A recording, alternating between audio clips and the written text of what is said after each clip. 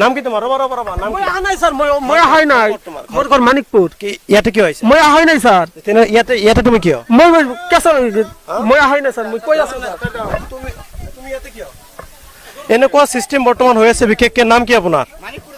নাম কি আপোনাৰ? ছফিকুল আলী। ইয়াতে ৰাইজে আটক কিয় কৰিছে?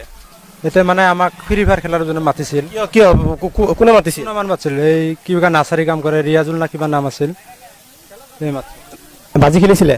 বাজি নহয়, আমাক টুৰ্ণামেণ্ট মানে প্ৰাইজ থকা কথা কৈছিল। ইয়াতে শুনা পাইছোঁ 10,000 পৰা 15,000 টকা পৰ্যন্ত। আমি নাজানো, আমাক প্ৰাইজ থকা কথা কৈছিল যে টুৰ্ণামেণ্ট হ'ব বুলি আহিছিল।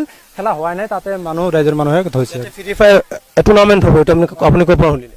আমাক হেৰি নাৰ্চাৰীত কাম কৰে ফোন কৰিছিল মোক আৰু কি। ছফিকুল আলী। ঘৰ ক'ত? মানিকপুৰ। আচলতে আপোনালোকে যেনেকুৱা বৰ্তমান খেলি আছে, মানিকপুৰৰ পৰা ইয়াতে আদিতপুৰত খেলিবলৈ আহিছে, কিমান দূৰ যুক্তিসংগত? এনেকুৱা ফ্ৰী ফায়াৰ খেলাটো কিমান দূৰ যুক্তিসংগত, কি ক'ব? এটা মোৰ একো ক'ব লগা নাই, মানে আমাক মাতছিল। মানে আপোনাৰ মতে ফ্ৰী ফায়াৰ খেলাটো ভাল নেকি? মই নেখেলাওঁ, আমাৰ প্লেয়াৰখিনি আছে ইকলে খেলে আৰু কি। কেইজন আহিছিলে? আছিল 4-5জন মান আহিছিল, মাতি লৈ আছিল আৰু কি। সেইকেইজন ক'ত আছে বৰ্তমান? আছে ইয়াতে আছে, কোনফালে বেলবা গেলবা আছে ইয়াতে। আজিৰ পৰা প্ৰতিজ্ঞাবদ্ধ হওক, আজিৰ পৰা আপুনি প্ৰতিজ্ঞাবদ্ধ হওক, এনেকুৱা ধৰণৰ গেম খেলিব নেকি? নেখেলাওঁ ভালকে কওক। নেখেলাওঁ, আজিৰ পৰা নেখেলাওঁ। নাম কি আপোনাৰ? ছফিকুল আলী।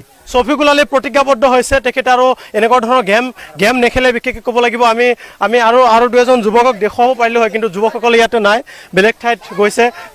ক'ত গৈছে? ইয়াতে তোমাৰ ঘৰ ক'ত? হা? কিছুমান যুৱক আছিল বৰ্তমান কেমেৰাৰ সন্মুখত অহা নাই, তেখেতে লাজ পাইছে। বিশেষকৈ আমি বৰ্তমান যুৱ প্ৰজন্মক এষাৰ কথা ক'ব বিচাৰিছোঁ, এনেকুৱা ধৰণৰ গেম কেতিয়াও খেলিব নালাগে। আমাৰ এইটো উপস্থিত আছে ইয়াৰে এজন মুৰব্বী, কি ক'ব? এনেকুৱা ধৰণৰ গেম খেলে, এইটো বন্ধ হ'ব লাগে, এইটো বন্ধ হ'ব লাগে। ইয়াতে একেজনে খেলিবলৈ আহিছিলে? নাজানো, আমি এইমাত্ৰ আহিলোঁ, আজি আহিছে ল'ৰা কেইটামান আহিছে, এতিয়া দেখা পালোঁ।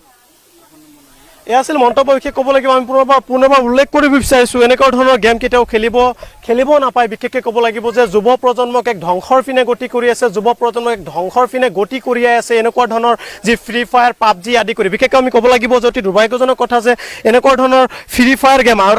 আৰু এজনী দাদা আছে, দাদাৰ পৰা কিছু মন্তব্য ল'ম। কি ক'ব এনেকুৱা ধৰণৰ গেম যিহেতু খেলে এই যুৱ প্ৰজন্ম, কি আহ্বান জনাব? এইটো খেলাটো ভাল কথা নহয়। আমাৰ ইয়াৰ লোকেল ল'ৰাবিলাক আৰু সৰু ল'ৰা ছোৱালী লেখাপঢ়া কৰি আছে, সিহঁতৰ লেখাপঢ়াবিলাক বেয়া হৈ যাব। গতিকে এইবিলাক ল'ৰা ছোৱালীৰ দ্বাৰা শাস্তি দিয়াটো বেছি দৰকাৰ। এয়া আছিলে মন্তব্য।